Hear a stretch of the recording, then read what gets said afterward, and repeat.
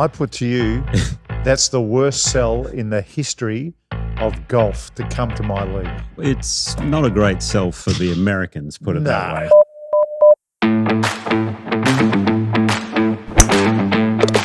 Welcome to Talk Birdie to Me with former world number 16 Nick O'Hearn and Tour Pro Mark Allen, live from Titleist and FootJoy headquarters. And thanks to our great partners, Host Plus, the official retirement partner of Talk Birdie to Me.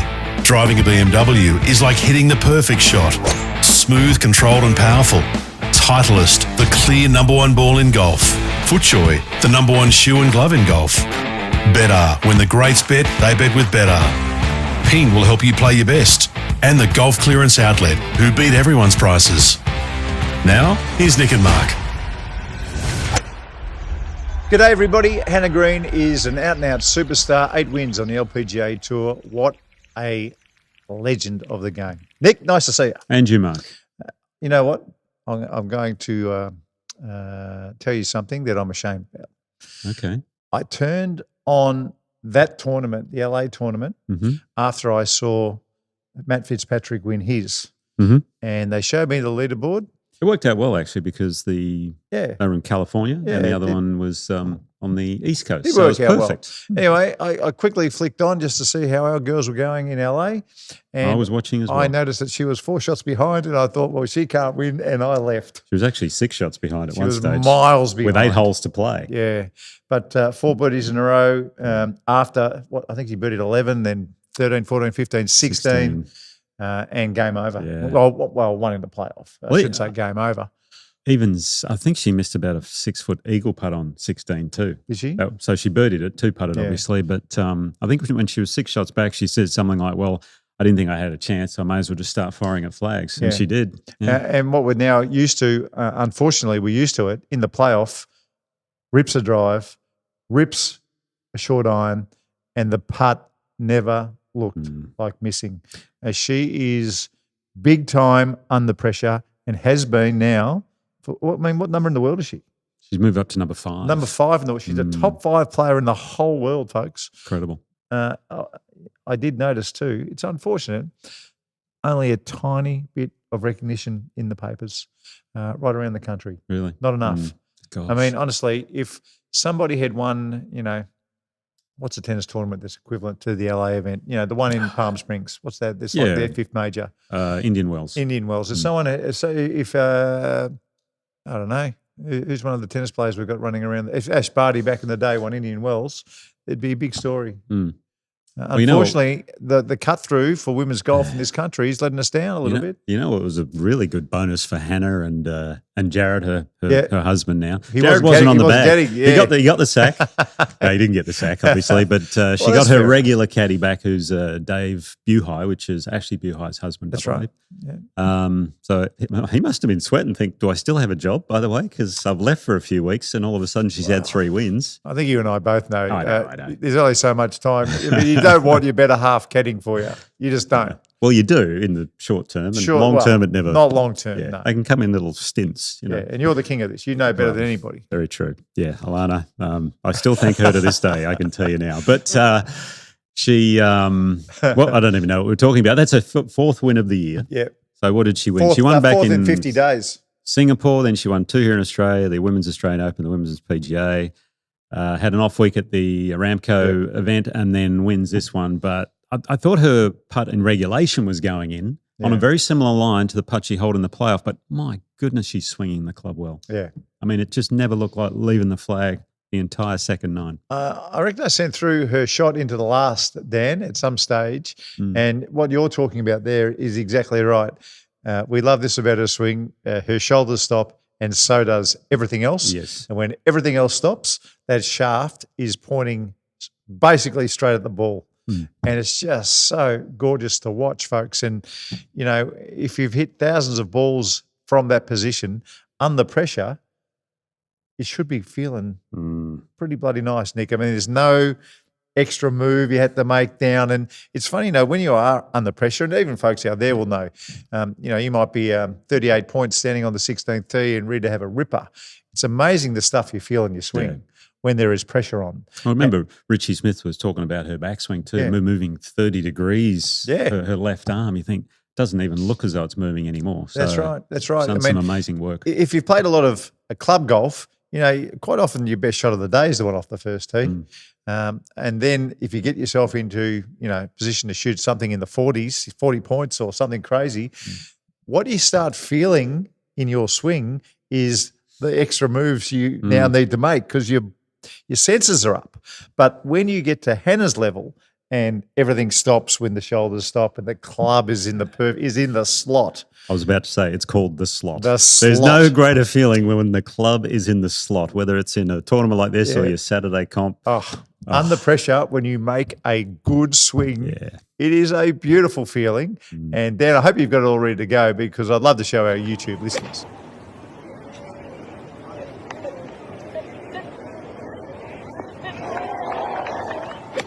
How about that? Impressive. It's so perfect. It's just so perfect. Up and down the line, couldn't be better. The other great thing about this, did you watch any of the Saturday coverage, by the way, or just Sunday? No, I didn't. Normally I don't, but I saw this little bit where the CEO of JM Eagle, that was the sponsor of the tournament, came on and said, during the broadcast live, by the way, we're pumping another $1 million into this purse. So it went up to, I think, 4 or 5 million US. So Hannah banks a check for over 700 US. Yeah, incredible. Isn't that brilliant? It is brilliant money. It is fabulous money. Speaking of money, a reasonable what do you mean? There was a what a week it's been, huh? There was a rush of golf news early this week. Started that's right. Well, started by Ryan French. Monday Q. That's right. So Monday Q alerted the world to a situation at LIV Golf, which is to be fair, is being denied by a lot of people at LIV. So Arlo and David Ferrity came onto the broadcast and decided to point to the world's media saying that they were incorrect and that everything's honky-dory at LIV. And then I did notice a few other bits and pieces were put out online and contradicted by LIV players. Lee Westwood put out a tweet after one that I saw this week, a significant one it pretty much says that the Saudi Arabians will pull funding from LIV at the end of this season. I think they were originally funded through till 2030 was what Sergio Garcia said a while back, and now they're saying just the end of this year and then they're pulling it. So now whether that's true or not, I don't know. Well, Scott O'Neill, when he was talking in an official capacity during the Mexico event, he pretty much said that the new track will be National Opens, which, of course, everybody's ears pricked up at Golf Australia. Sure. Now, I think I'd mentioned on this program, 6 weeks ago, that there were rumblings that I had heard, that people in the right places had whispered back to me that this was a possibility, that LIV would get in bed with Golf Australia and the Australian Open. So when Scott O'Neill came on and said, perhaps the new direction is with the National Opens, well, it kind of makes everything a little bit better for us down here in Australia because we are starved of big-name players coming down and playing in any kind of tournament. I mean, we see what happened at LIV. We saw what happened with Royal Melbourne last year with Rory McIlroy coming down, and how about everyone at Kingston Heath? He's come down with another green jacket in November, December. So that looks fantastic. But he kept on talking. Now, I want you to put this quote up, Dan, on the screen. And Dan, if you could read it out, it's too far for me to read that out, but if you could read it out, and then I want your view on this, Nick, because you being a former tour player and a real understanding of what the Americans are like. So Scott has said, this is the first thing I say when I'm talking to any player, is that LIV Golf is not for everybody. If you want to spend your time in the US, this is the wrong league for you. If you want your home time and you don't like leaving, if you like practicing at the same course and you like to manage your own schedule, LIV is not for you. But when I tell you that if you want to grow the game of golf around the world, LIV is for you. I put to you, that's the worst sell in the history of golf to come to my league. It's not a great sell for the Americans, put it that way. For international players who are used to travelling, I get it. but it's not a great thing to say to a lot of the players out there. But at the same time, we will pay you enough money so that it'll set you up financially for generations to come. So, look, the LIV model, as we know, it's an unsustainable model. I mean, they've spent, again, minimum $100 million a month, minimum $5 billion. We know that $3 million a day. Some have said since its $8 billion. existence. Really, that $3 million a day since its existence. It's a lot of money, isn't it? It's a lot of cash. Wow.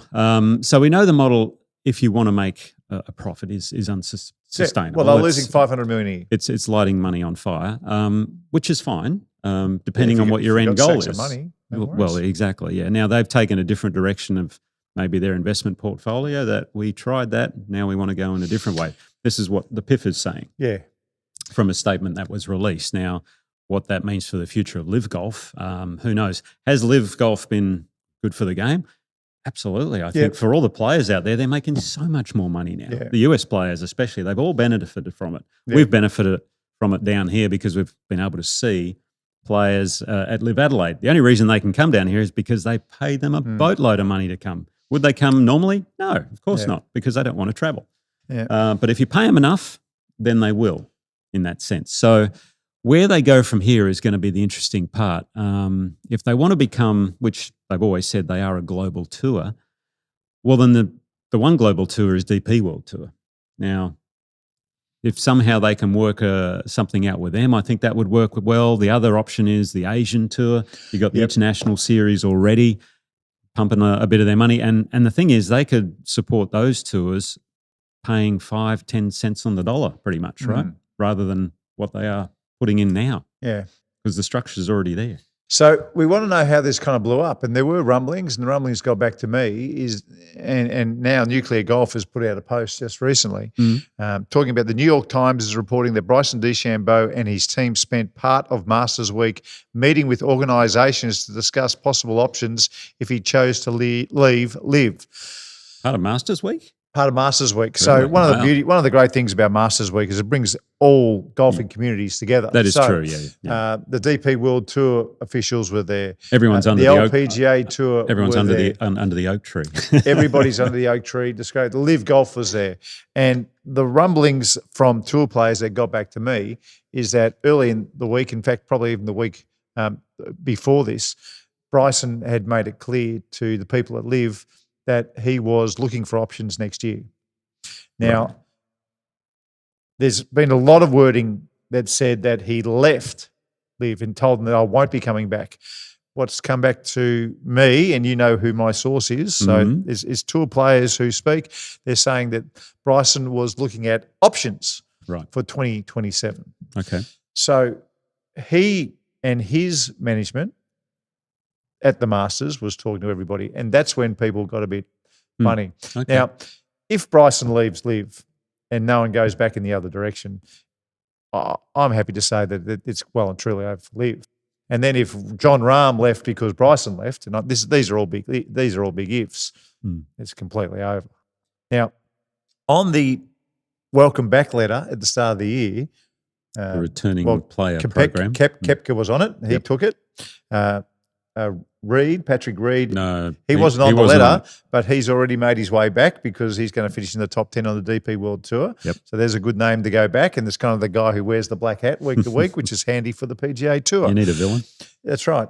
Then you got Bryson and Rahm, and they were the two other guys, and Smith. That was Smith on it? Cam was on it.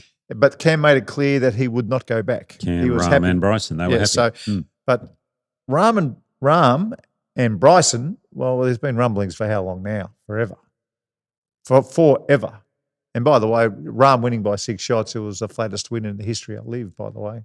A really flat week for LIV. Yeah, it was an interesting one. And we understand why. Well, yeah, it was. He actually said, I don't know how I won by 6 because I was playing so bad before that at the Masters. So he obviously found something, which happens in the game of golf, but it wasn't.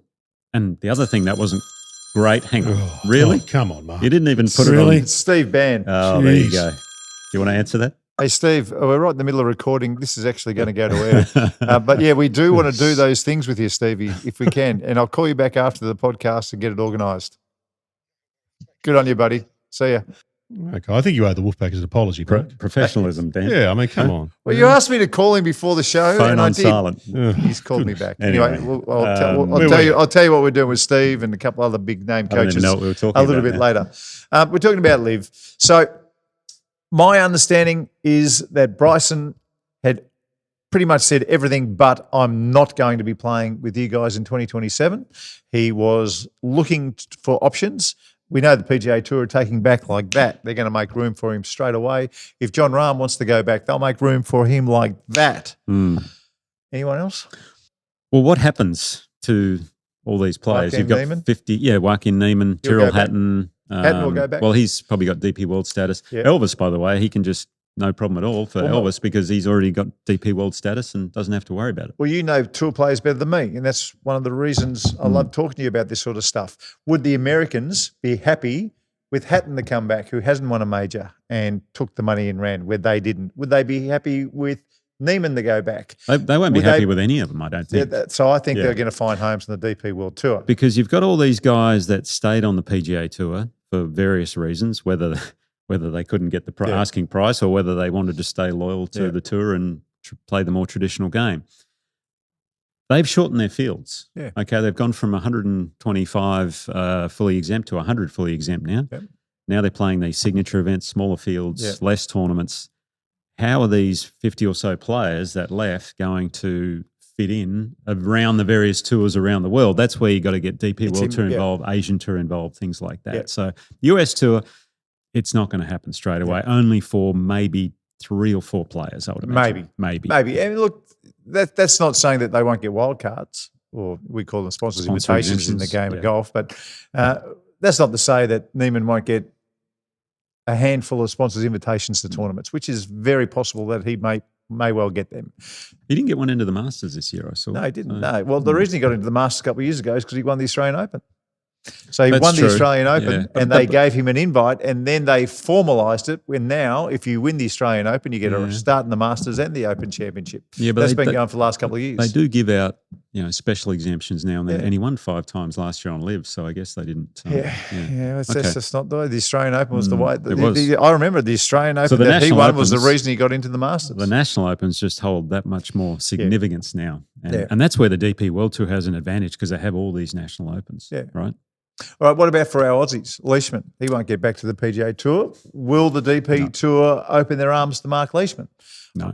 I don't think so. See why? I don't think he's ever really supported the DP World No. Tour, which fair enough for him because he's married, Yep. an American and lives there. Yep. Lucas Herbert, Well, yes. past winner on the DP World Tour, so he Yes. may have some status there, I'm sure. Yeah. Cameron Smith, Cameron, Open champion. Yep. He'll find his way.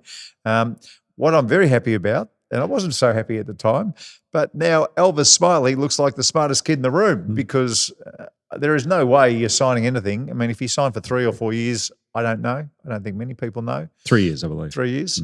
Okay. If he did that, I imagine there was a guarantee. You're not signing that unless there's a guarantee You would for hope so. all of your money. Because some again, one of the rumours going around was they hadn't paid the first quarter or something like that. Yeah.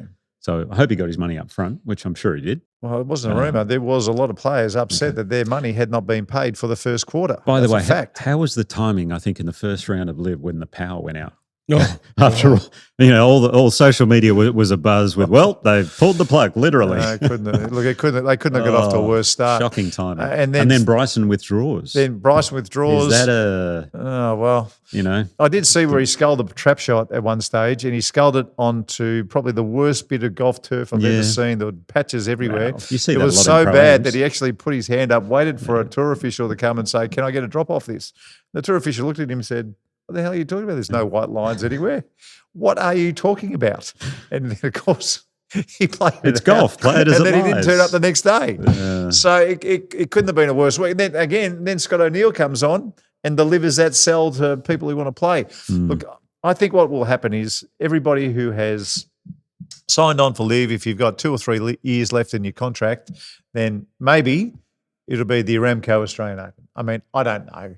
And that's where they'll say, listen, we're still going to pay you this money, but you've got to play in the Australian Open, the Japan Open, the South African Open, the China Open, whatever other opens they can get up and going. The New Zealand Open would be a good one. The New Zealand Open, I hope they look at the New Zealand Open. I mean, I love the New Zealand Open. And they've got that many fabulous golf courses that the world would love to see. Back at Paraparam, that'd be good. Back at Umu, Kari Cliffs. They've got some of the golf courses that world viewers would love to check out. So maybe the New Zealand Open, because as far as I know, I'm one out. But the New Zealand Open, from what it was to what it is today, is a complete joke, an absolute joke. Well, you know what is a plus for the game of golf in What's our Host Plus? That's a plus. Is the BMW Australian PGA Championship has gone to Sydney, and it's going to the Lakes.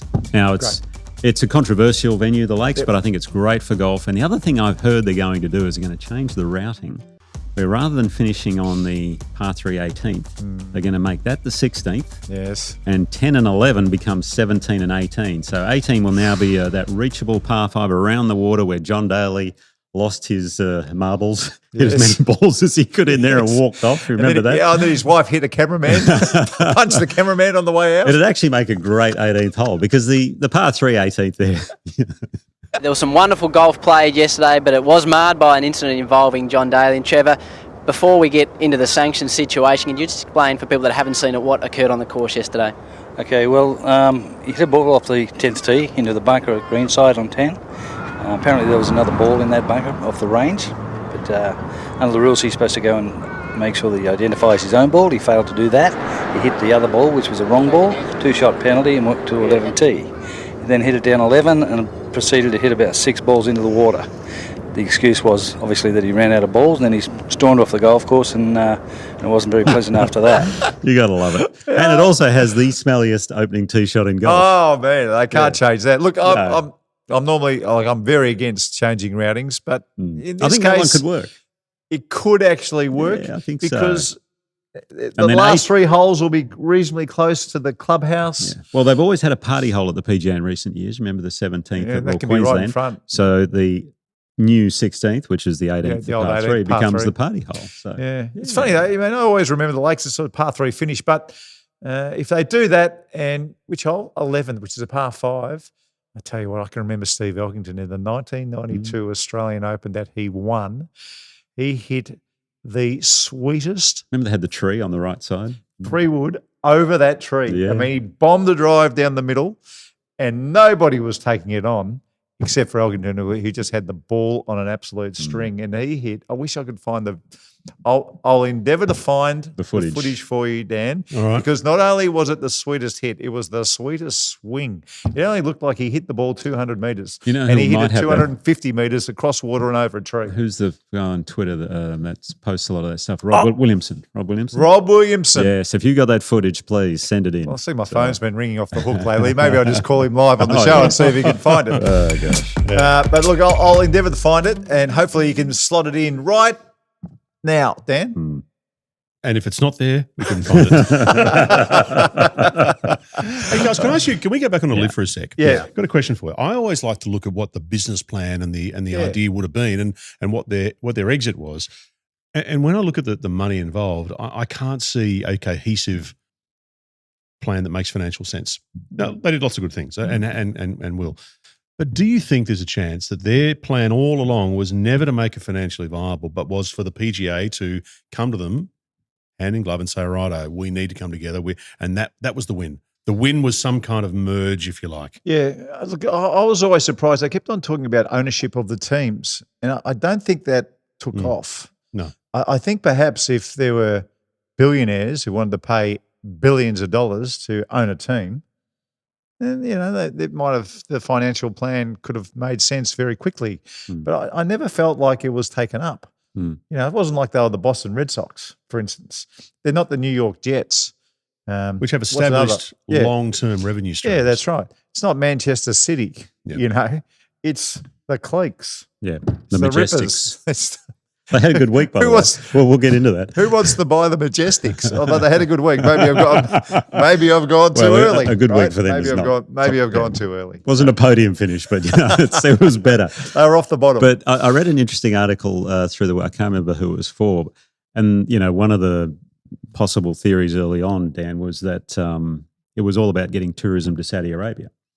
So people go there to play golf. Now, why wouldn't you build 10 or 15 golf courses along the coast there and do that rather than create this whole LIV Golf League? Yeah.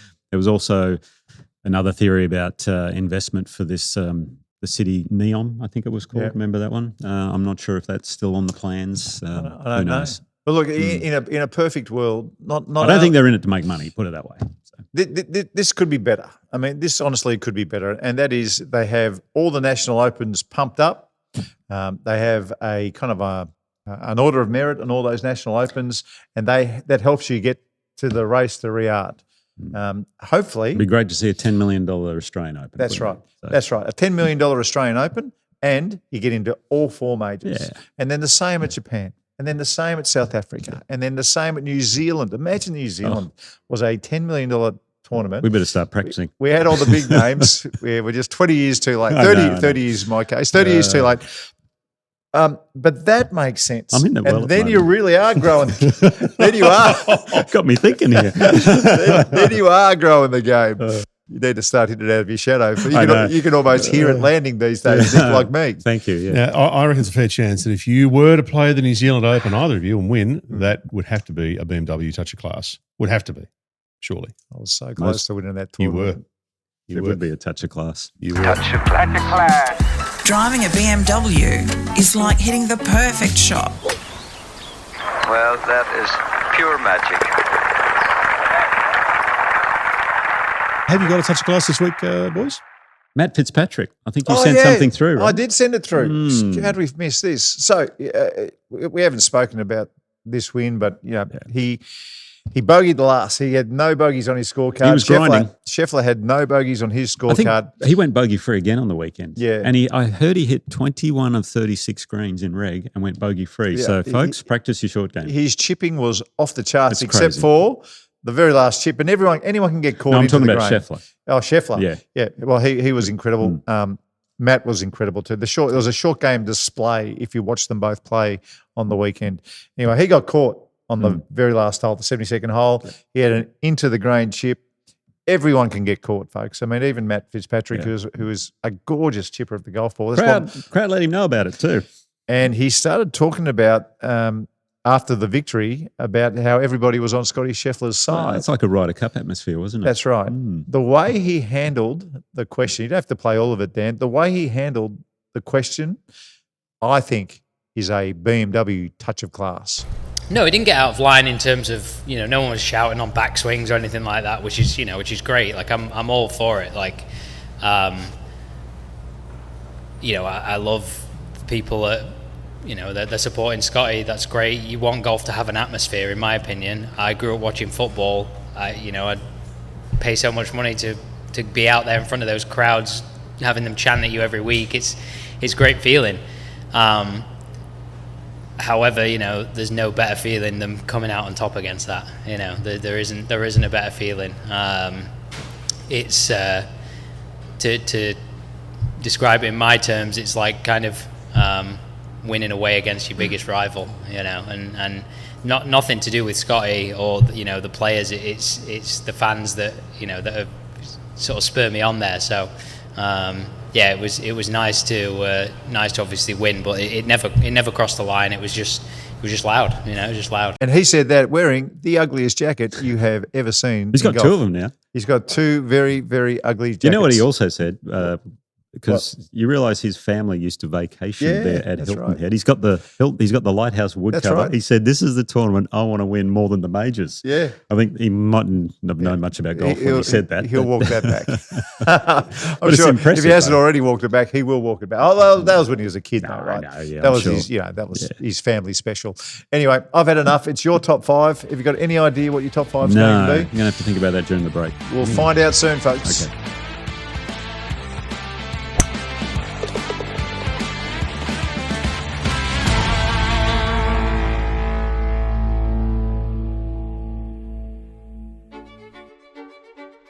What I'm working on in my swing at the moment is being able to sync my lower body to my upper body on the way down. The Hyperflex shoe offers the stability and comfort that I'm looking for in my golf swing.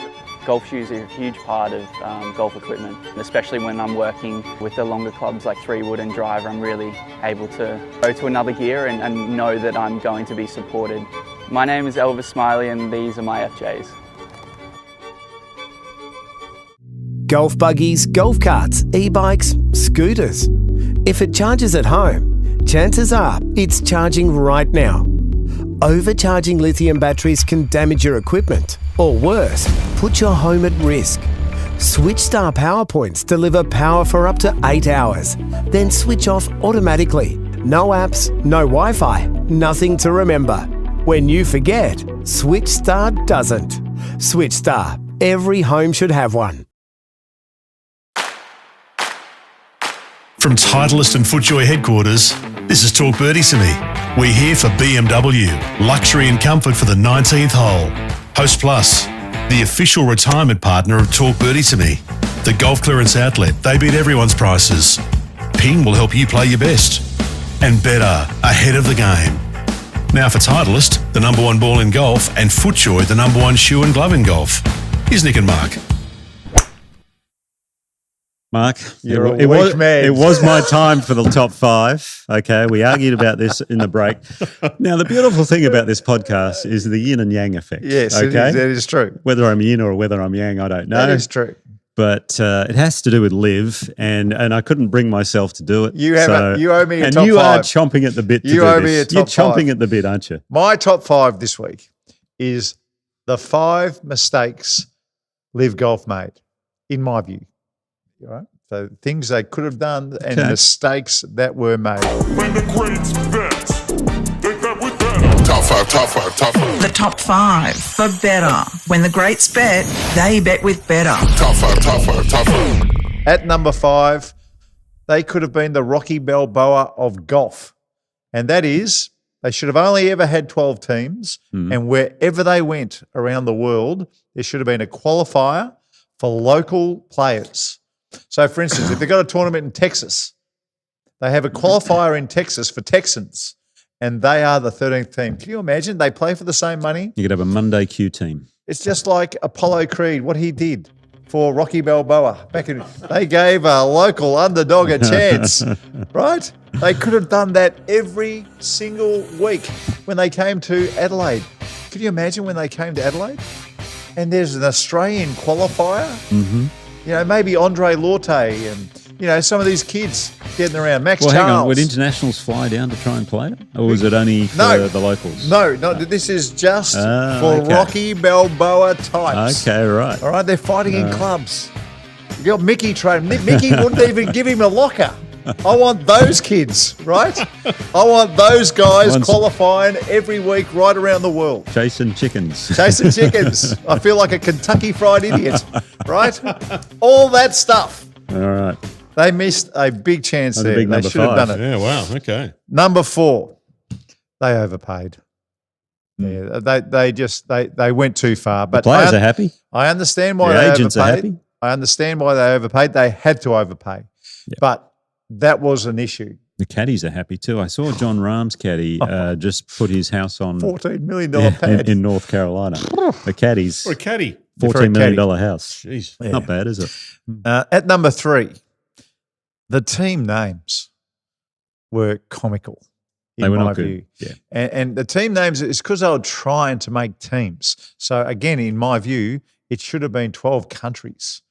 You know, they could have had 2 American teams, an English team, a Scottish team, and then that would have been so easy. Team Scotland, Team Australia wins. You know, Ripper, I thought was the best name because Ripper was good. Here in Australia, it's very easy to get behind a Ripper name like Ripper. Yeah. All right, we say Ripper all the time. Then Legion 13 came along. Cleeks, Majestics. The Majestics were anything but What was the majestic. one early on, but they got rid of it? The Nibliks? I think the Nibliks were there, the Ironheads. Yeah. Anyway. Ironheads, the range goats. Get out of here, right? The names were garbage and it should have been country-based. Okay. Number 2. This doesn't pertain to us here in Australia, but they played on some crap courses. sometimes, I switched it on and they didn't look very good. They somehow should have got in bed with better courses, in my view. And I say that because we talk about this especially all the time. before the majors. We talk about this all the time. Last week on the show, we spoke about the Tasmanian Amateur Championship being played at 7 Mile Beach. It's got our attention straight away. The only courses that got our attention were the ones we played in Adelaide. The Grange looked fantastic. Kooyonga's going to be sensational next year, if it's on, I'm assuming. So haven't heard yet, have we? But they looked magnificent. So playing crap courses was a mistake. I saw the CEO, Scott O'Neill, said they're going back to Mexico next year. They've already locked that in. So, which is good. Probably be the Mexican Open, wouldn't it? Maybe. The way Actually, yeah, that's true. It might be the Mexican Open. The Mexico course had a few little hairy areas too, wasn't awesome. Bryson wasn't too happy with it. So, yeah. No, it was a crap course. Okay. It's very simple. And number one, LIV stands for 54, and in 2026, they've played 72 holes. Which translates to Lexi, right? You kept on calling yourself LIV and you went to 72 holes. Goodness me. I mean, they could have done that differently. Like I said, it could have been a 54-hole tournament and then there's a cut. So the teams were the 54 holes and then there was a top 20 cut from the last day and they played for the individual. I think they should have done that. To add another one, then maybe they could still call it LIV. Maybe this is a top 6. The one thing that they did miss out on was putting a female member on every team. I think the fourth player could have been a woman, and that would have added something in the mix, especially for the background of Saudi that was Arabia your best 6 ever. Well done. So before we wrap up this top 5, or as it may be top 6, yes, I think all of those points you raise are reasonable and fair. I think that that you can make the argument for them. That said, LIV has done some good things too. And I reckon before we wrap up this top 5 and top 6, it's an important point. Let's just touch on a couple of things that we think they've done really well because in interest of balance, they have done some really good things. Well, I'll tell you what it did do. The PGA Tour had an awful lot of money that they weren't giving their members and they loosened the purse strings. Yeah. So that was very, very important. And so well done to LIV for waking the PGA Tour up out of their slumber. We won't forget. Yeah. From a selfish point of view, they brought players to Adelaide that a lot of people had never seen before and wouldn't have seen unless there was a boatload of money thrown at. That is exactly right. They didn't neglect world golf like the PGA Tour has neglected. When I say that, they still go to Japan and they go to Costa Rica and they go to a few places. But and we understand it's the US Tour and there's no real need. I mean, I always wanted to get to the US Tour. Do you know why? So I didn't have to do as much travel. That was the one of convenience factor is incredible. The convenience factor. You played on the US Tour. I mean, if you're one of the best players in the world, one of the beautiful things about playing the US Tour is that you're whizzing around the United States. Same money, same language.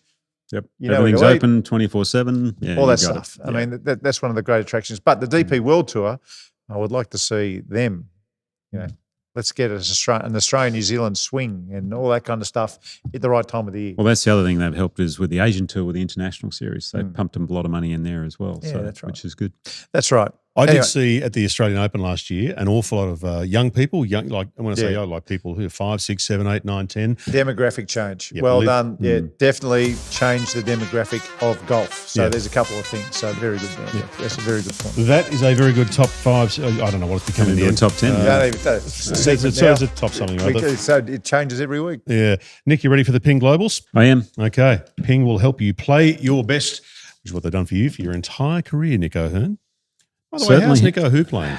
By the way, he's always been a Vokey wedge player. I was thinking about bringing out Nick O'Hearn on the weekend. Player. I played a little event up at Cathedral actually. Did you? Called the Locust Cup, and I was going to come as Nick O'Hearn, but I decided we'll go as Nick O'Hearn. Is that the one where you dress up? We did. It was a Greece. What were you dressed up? It was a Greece theme this year. Who were you? I was Alana was Rizzo, and I was her boyfriend Kaniki. I'd love to see some photos of that. Kaniki on the back. Is there photos? There may be. I'm not sure. Everyone wants I to see will have them. to get approval No, don't. I'll have to get mate, approval. Come on. Did Alana look Really? good? She looked great. Oh, well, she's good. She was a hottie. Worries then. Mate, Yes, that's good. So you're going to get permission before you're going to put a photo. Well, not from Alana. I know Alana a bit, but I'm talking about from the group because, okay. some people, Okay, Yeah, that's all right. fair enough. there's a lot of sensitive golfers out there.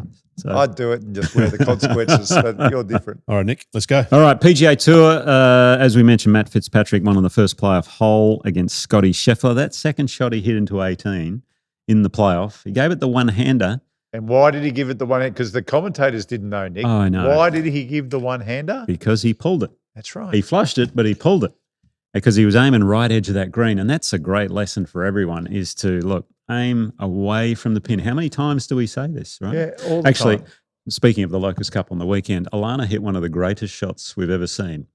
And the 17th hole at Cathedral, you know, the par 3. Yeah. And I said, Don't look, go right. Don't go right. There's a big ravine. Pin was cut right too. I said, aim. The pin was cut right. Cut right. God, they're not being very friendly on the Locust Cup. That's all right. About 15 feet off the right edge, about 5 paces. Anyway, I said, aim a bit left of the flag, and she flushes this 7-iron. It's going straight at it. It ends up finishing 5 feet right of the hole. She knocks it in for birdie, one of the greatest shots. But she was aiming 30 feet left. That's know. right. But That's why you do it. That's exactly why you aim away from the pin. Yeah. So anyway. I was disappointed with the commentary. I heard Gowie was doing that. Gowie's And, good. And Laura Radar's Davies. sensational. But we do miss out on somebody said, I the don't know who it technical was. stuff. Yeah. You sent me that thing on, what was it, Ludwig's swing? I think Trevor Immelman broke down his golf That's swing. right. Can And we look at that, Dan? Yeah. Because that was brilliant. Yeah, so Paul Gow should be doing this for us as well. Yeah, exactly. In the international feed. I don't know This is why. one of the reasons people don't like the international feed. Because when we get highlights of what actually happened in the real feed, you get stuff like this. Trevor, beautiful motion. Let's have a look at it. Yeah, using OptiMotion by Golf Tech, we're going to take a look at one of my favorite swings in professional golf. We have some shoulder turn and tilt numbers, but I want you to follow the red line, the club head trace. See on the backswing there, a little bit of steepness, nice and wide as he moves it all the way to the top and just sets it in a perfect position. And then from there, as the lower body fires, he drops it a little narrower, a little shallower. That's what allows him to hit up and from the inside and just absolutely smashes it. Look at that right there, right out of the middle of the face. How good is that? Gosh, that is textbook stuff right there. This guy is going to be effective for a long time. All right. You see the hips and the shoulders. Yeah, it's just gorgeous. See how he kept his angles nicely. Still, he's not standing straight up and down there. All those things you can learn from. Paul Gow is very capable of doing it. Now, I apologise if I somehow missed that watching the golf I did, but I watched a lot of golf. I didn't see any of that. No, we didn't. We didn't see that? No, not So on the world feed. No. Paul Gow can do that. He They're can talk you showing- through a golf swing like that. Yeah, no. It's, So that's what we want to see, Gow, if you've got any influence. No, it was brilliant. Anyway, a great win for Matt Fitzpatrick, his 4th of his career. Best On of the the PGA Australasians on the PGA Tour, yeah. Was Ryan Fox tied for 16th. Carl Phillips made the cut, tied for 33rd. Jason Day, 42nd, and Min Woo Lee, 60th. Hey, by the way, Davis Love III totally redid the club. I think he gave it a tweak. I'm not sure it was a total redo, was it? It was a very big redo. The Was it? course was Okay. closed for a long time. Okay. They changed quite a bit. Mhm. And the best bit was, Nick, that you could hardly tell. Yeah, okay. I was going to say. That's it right. Seemed like a so tweak. I You couldn't just tell gave much. him the greatest compliment you could give somebody who did a renovation. And that is that little improvements were made. Everything from under the course was modernized. So, all the sprinkler systems, the drainage, all that stuff was modernized. They tweaked a few things here and there, but they kept the integrity of what that golf course was all about. It's one of the tip of the cap. It's one of the cracking to finishes Davis too, Love the course there at Hilton Head, because for 16 holes you're in amongst the trees, Yeah. and then you hit your second shot on 16, and all of a sudden the water comes out, and you're exposed to the it's something sound. I think I've it's never called. been Can't there. I remember what want to it's go called. play Hilton But Head. 18 is a great hole because it has the widest fairway in the world, and Matt Fitzpatrick managed to miss it, by the way, in regulation. But then the second shot, you need stones, especially when the wind is in Yeah. off the left. If we See were Gary Woodland hold his second shot there, by the way. If we were doing a calendar of the world's most famous holes, it gets in, doesn't That'd it? be up there. Yeah, I People think go, oh yeah, that's Hilton Head. That's Hilton Or Head. Harbour That's right. Town is what it's called. Yeah. So I think that would be in the most famous hole calendar for Yeah, sure. You're probably right. All right, on the LPGA, we had the LA Championship where, as we mentioned, Hannah Green, she came from 6 back with 8 to play to defeat Se-Young Kim and Jin Hee-im in a playoff. Well done. Se-Young Kim was 8 shots clear in round 3, but then shot a back nine 40 on the Saturday. She could have closed the door on everyone, but when you let Hannah Green back into it, well, good luck. Jin Hee-im, who was also in the playoff, on Saturday had a 1-shot penalty for slow play. Good. So there you go, right? Bravo. LPGA Tour. Exactly. 1-shot penalty, that cost her the win. Cost her the win. Funny how it works. Good. Best of the Aussies, Robin Choi tied for 24th and Grace Kim tied for 28th. LIV Mexico was going on. It was a clean sweep for John Rahm and Legion 13. He had a 6-shot win over David Puig. Started the day with a par on 1, then went 5 under his next 4, so he wiped the floor with everyone. The Aussies... Did you see the drive that he hit on the 391-yard hole? I didn't. He had a drive to 2 feet. Well, that works. 391. Altitude. Altitude. Do you know who had the longest drive of the week? Who? Elvis. How far? 435 yards. Elvis Smiley hit the longest drive of the week. Yeah, they're way above sea level. It goes a mile. Must have been downwind, I'm assuming. But anyway, well done. Elvis finished 35th. Best of the Aussies was Mark Leishman, tied for 10th. Cam Smith tied for 39th. Lucas Herbert, 46th. Travis Smythe got a wild card too. But he didn't play that well. He finished 49th, but at least he'll get some cash in the back pocket. That's good. He's been playing well and deserved an Team upgrade. Ripper, they rallied. They were last going into the final round, so they finished 10th. Just get to my Majestics. They finished 6th. Wow. It could be their best finish of the year. That's their greatest ever finish. It could be. I don't know. This year? I don't know. Well done, boys. Anyway, well done to them. On the ladies' European Tour, we almost had 2 winners from the Mount Lily Golf Club. Thank you very much. Because Kirsten Rudgley lost in a playoff, unfortunately. The 5th playoff hole against Frenchwoman Agathe Lanay. Good playoff. And also Cassandra Alexander is in the playoff as well. Kirsten had a mum Donna on the bag. So we're talking about having wives on the bag. Well, she had a mum on the bag. Good on you, Donna. Impressive, yeah. Next best of the Australasians, Amelia Garvey tied for 13th. They had the Senior PGA Championship on the Champions Tour where Stuart Sink put on a clinic. Absolute clinic. He was 7 under in 8 holes from the 7th to the 14th, shot a 9 under 63 for a 6-shot win over Ben Crane. At one stage, Scott Hendon and Mark Allen were up there tied for the lead. Steve Allen. Sorry, not cousin Steve. Cousin Steve. What am I saying, Dan? Wow. Yeah, cousin. But they finished tied 3rd. Hendy and Steve Allen. Steve Walker tied for 5th. Cam Percy tied for 12th. But there was 15 Australasians playing the PGA. Isn't that great? 10 of them made the cut. Have you noticed Brian Gay on the? Yeah. Have you seen Champions Tour? Champions Tour. Have you seen his appearance lately? No, I haven't. Why? I know he's playing on it. You know bodybuilders, how they get the fake tan going? Yeah. Well, I think he's a bodybuilder. Oh. Because he is ripped. Oh, he must have. Like you wouldn't believe. Really? And like the inside of his arms are tanned. Right. And his face is as tanned as I think on the side, he's gone to the Champions Tour bodybuilding as well. Okay. You've got to check him out. I will. See if you can find a picture of Brian Gay at the moment there. Wow, okay. Because it is amazing. Well, they live in colour of it. It's funny, they always lived in, I think it was Keens Point next to us in near Arworth. And so you're always tanned there because it's Florida. I mean, the sun. Not like this. Not like this? It's dark. Well, you know how, like I said, if you're a white bodybuilder and you're trying to compete, then they get super dark. Wow, okay. Well, Brian Gay is at that level of darkness. All right. You might have to look up Senior PGA Brian Gay. And he's got the glasses on. Yeah. Okay. Anyway, I'll continue while Dan does that. For sure. Oh, hang on. How about this one? I don't know if this is recent. No, that's quite a long time ago. I'm telling you, he's twice as dark as that. That's a long time ago. Okay. Corn Ferry Tour, the 3rd round leader, Blades Brown, was looking to become the youngest winner ever at 18 years of age. Unfortunately, he got beaten by Dylan Manante, who shot a final round 9 under 63. Thank you very much. For a 6-shot win. Rain Gibson was best of the Aussies, tied for 22nd. They were in Mexico as well on the Corn Ferry Tour. Now, isn't he? All right, Rain Gibson. And just a shout out to Austin Batista, who finished 2nd in the opening tournament of the Sunshine Tour there, the MediClinic Invitational. So well done to him. This week, though, we've got the women's first major, the Chevron Championship, where they've got that stunning little pool next to the 18th. That's right. So it's the same venue, same course. They have the Houston Open, you know, where Minwoo Lee won. But they've cut. I saw it. So do we know what line is around the pool? Is it a red line or a yellow line? So what they've done, I saw a picture of it. I will send it through to you, Dan, so you can show it. It's just cringe. There is seating. There's seating next to the pool. It's like a grandstand. No, that is not and true. they've cut into the grandstand this 10 by 15 foot plunge pool. No. 4.5 feet deep. They haven't.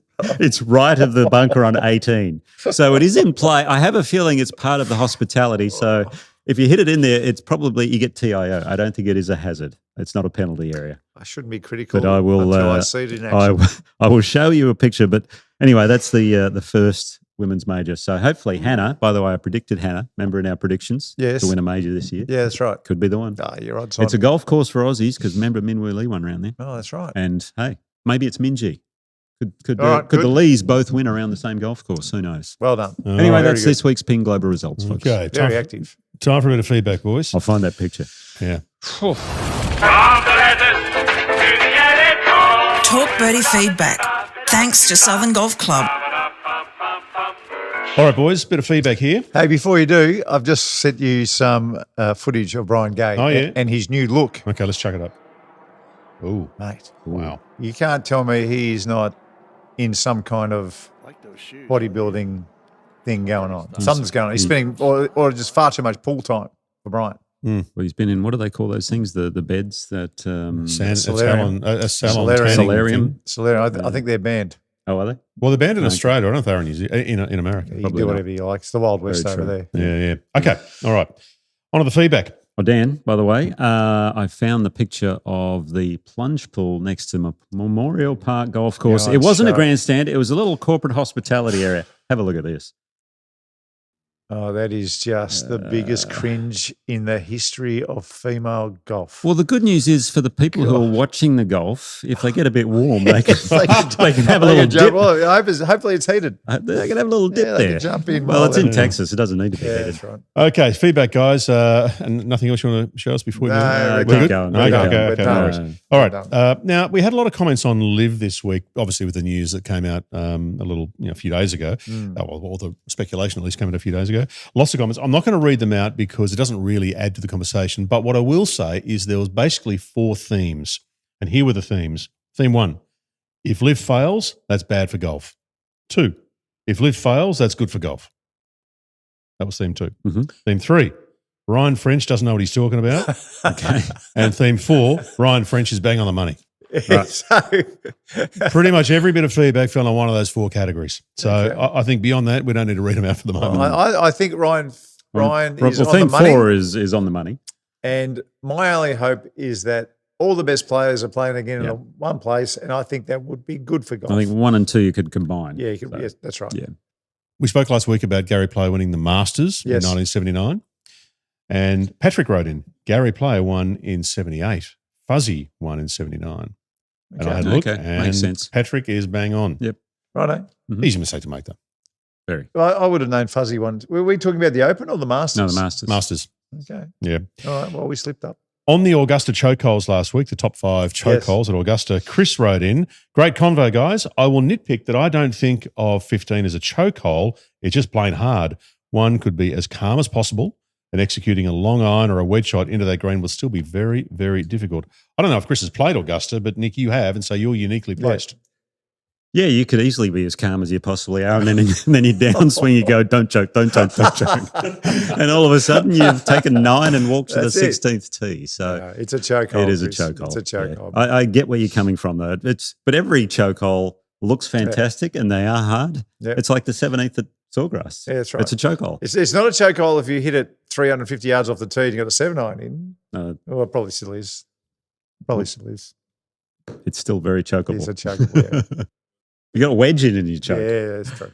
Speaking of the Masters, we're talking about the commentator who got fired from the Masters. Yes. Gary McCourt last week. Yes.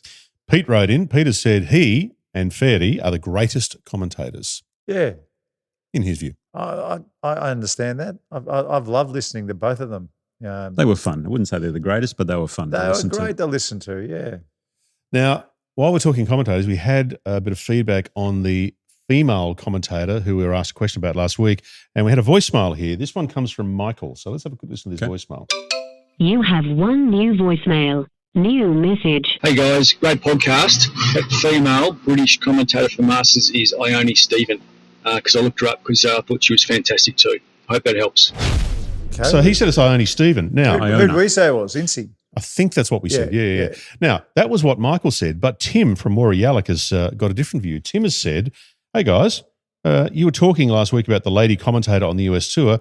The lady in question is Dame Laura Davies, and she is sensational. So we've got a couple of. I haven't recognised her voice on the. I think the coverage. Yeah, she's on the world feed typically. Is she? I'm not sure about the main coverage. Right. Like, with Nance and Immelman and them. Right. I think she does the world feed. But Like she was with Paul Gow, for example, at Hilton Head. Yeah. To everybody who might be watching this from not Australia, yeah, we are getting feed. a very different feed to what you're getting in America. Yeah. Yeah, well, speaking of that, CT in Brisbane has said, Nick and Marco, I'm with you about the commentary on the Masters coverage, but I think I know what's happening. I have, shall we say, a dodgy subscription to a bunch of channels across the world, including the US. Nice work. When I noted the world feed commentary on Fox Sports, I turned into my dodgy feed on CBS and they were playing ads. So maybe it was switching to the other feed in Australia when the US was in commercial breaks. It's back and forth. Maybe. Yeah, in the Masters. Maybe. I know I used to work for Channel 9, and because we would have 4 or 5 ad breaks at 5 minutes a pop, and over there it was very different, then my job was to do something when we came back and they were in an ad break, which used to happen from time to time. So there may well be something in that, where they just slide in different feeds to cope with the different ad breaks around the world. We were talking a couple of days ago, Mark, about your traps being a little shonky and my right shoulder being a little on the shonky side as well.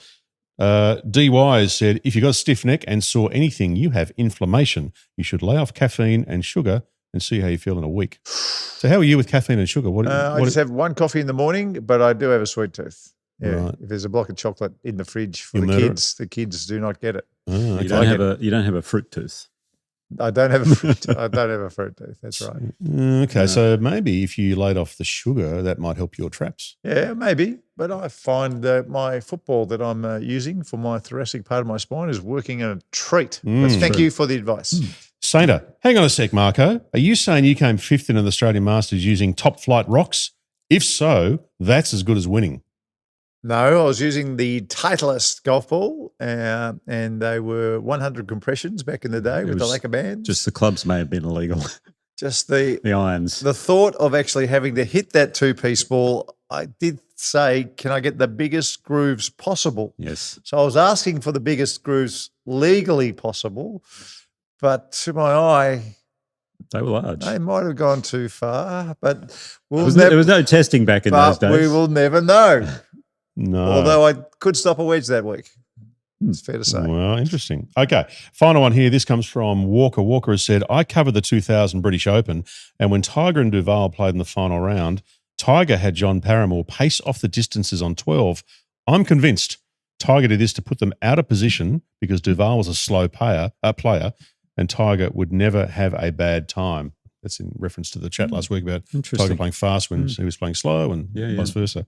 So, yeah. I don't know what he means when he says he covered it. That's interesting. He might have been, I don't know, maybe he was. I didn't think David was a slow player. No, David wasn't a slow player. No. No way. Might have been a bit of gamesmanship or something. I don't know. I mean, maybe.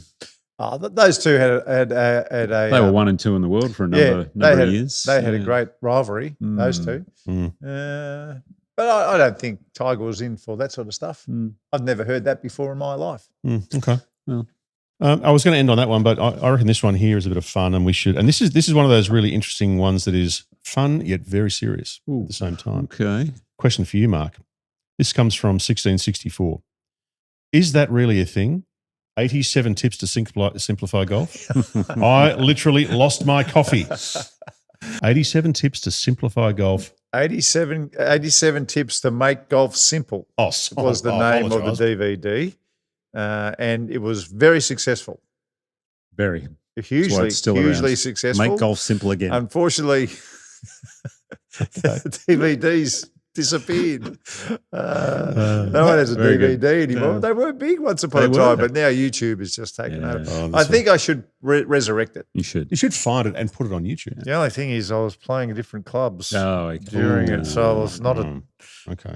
I'm a Titleist guy, but unfortunately there was a small period of my life where I was somewhere else. Okay. I don't even want to talk about it. Okay, that'll do us. Who's doing the masterclass today, boys? I've done the masterclass, all set to go. We're going to have a break, and then we'll be back. And this time, it's about chipping into the grain and the things that you can do. Okay, we'll do that next for the Golf Clearance Outlet.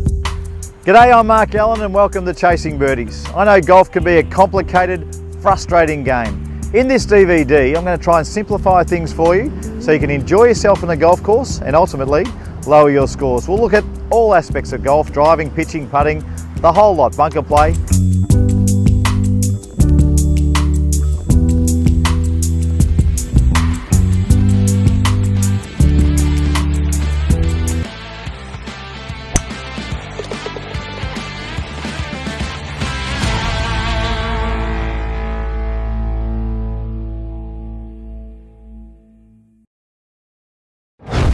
Continues to contend every week. Now Fitzpatrick with that left-hand low technique of his. Oh boy, that's not what he wanted, Craig. So, Matt Fitzpatrick, that last chip, he'd been so brilliant all week around the greens, but he was into the grain and everybody gets caught every once in a while and he was caught out. Still, what an amazing shot from 180 metres into the wind on the first playoff hole. But the grain caught him. Now, in this country, we call it couch grass. In America, they call it Bermuda grass. Bermuda grass, it's the toughest grass to chip on. This couch that we have in this country, mown tight, it exposes any kind of mishit. So if you are playing on couch grass most of the time, tight couch grass, and you haven't got sand irons, like your lob wedge and a 55 or a 56 or a 54 with high bounce, and you're not doing much practice and you haven't got hands of gold, you're making life hard for yourself. Now, pros, when they're caught in this situation, they will have practice swings right next to the ball and they will hit down. And when I'm having a practice swing with this ball, the grass is going the right way. I know I'm not going to be in trouble. Come back just 2 feet and have the same practice swings, and when I hit down, I can see all the grass sticking up. So that chip is into the grain, and 1.5 feet away, there's a chip that I've got that is down grain. You can always use your practice swing next to the ball to find out where the grain is. Now, you got to kind of hope that is right, because it's very, very hard to pick when the couch is mown so tight. The other thing, if you have to chip, quite often what I do is I use my 55 degree, which has 14 degrees of bounce, and I'll open it up as well, because when you open the sand iron up, you do put more bounce on the club. Have a couple of practice swings, and whatever you do, don't let that hip move forward, the left hip, the forward hip, otherwise you're in real trouble. Down grain, no problem. Now, if you haven't been doing much chipping practice and you haven't got hands of gold, here's the other option. Just get the putter out. It makes it so easy.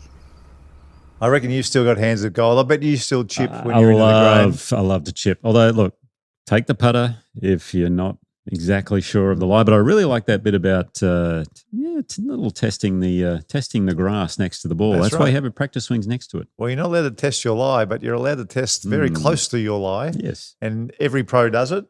And quite often after those practice swings, a different decision gets made. It was really unfortunate that, he's such a good chipper, and Scheffler had just hit the best chip from the same sort of spot, and he just got caught. He said afterwards he just got caught, but I thought the way he handled the bad chip, he made his bogey, he shook hands, he went inside, there was no messing around, and then he goes out and birdies the playoff hole. He had 200 yards or 180 metres into the hole. Yeah.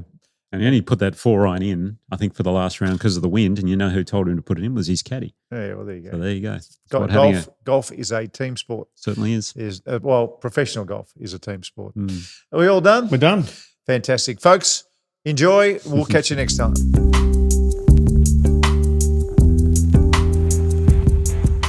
G'day, I'm Mark Allen and welcome to Chasing Birdies. I know golf can be a complicated, frustrating game.